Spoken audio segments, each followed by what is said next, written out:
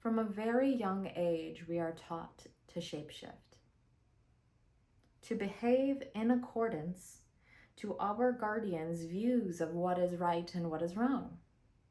And to a child who truly only cares about receiving love, food, and fun, if they are reprimanded because they have behaved in accordance to what their guardian believes is wrong, aka they are not receiving love, they are going to shapeshift, adjust their behavior to better keep the peace so that they are more likely to continue to receive love from their guardian. Two things result to this type of upbringing. First of all, you seek validation and approval for your decisions and your choices and your behaviors outside of yourself. And secondly, you perhaps subconsciously adopt the belief that as you are truly is not okay. It needs to be changed in order to be loved, in order to be safe in the world that you live in. So by the time you're on your own, you may not have the best tool belt of confidence, clarity, and assertion to get you through your adulthood. Whereas, had these things not happened in your life and created these ripple effects, you would have. So what do you do about this? First and foremost, when you make a decision for yourself, keep it to yourself for at least a little while, right? Because it's when you express your choices, your decisions, or your ideas to another person that they give input, even if it's just with their face. They give input, which can then alter or fog or smear the clarity and the confidence you previously had in your decision. The thing is, they are responding with their conditionings, their upbringings, their perspectives, their belief systems, their hopes, their dreams, their desires, their fears, right? All of that within them is rippling forth into the input they're giving you.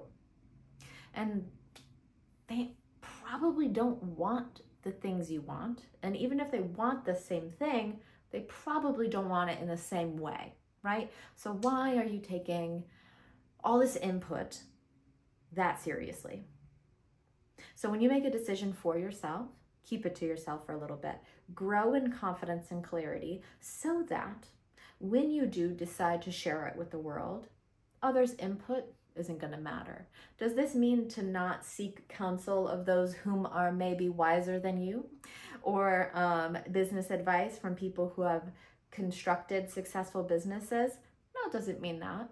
But it does, what I'm trying to get at here is to not so easily be like a little piece of paper in the wind being blown around depending on which way the wind wants to blow that day. No, you are a tree deeply rooted within your beliefs, within your desires, and within your choice.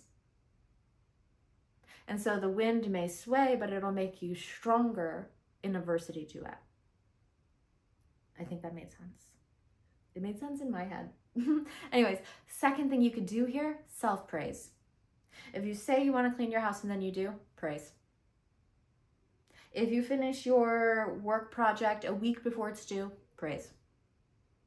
When you start praising yourself for the smallest to the biggest of things, though those words are relative and subjective, when you start praising yourself all the time, you're training yourself that you can get validation and acceptance and approval from yourself. That when you do something that you wanted to do, you will show up to praise. You don't need it from anyone else.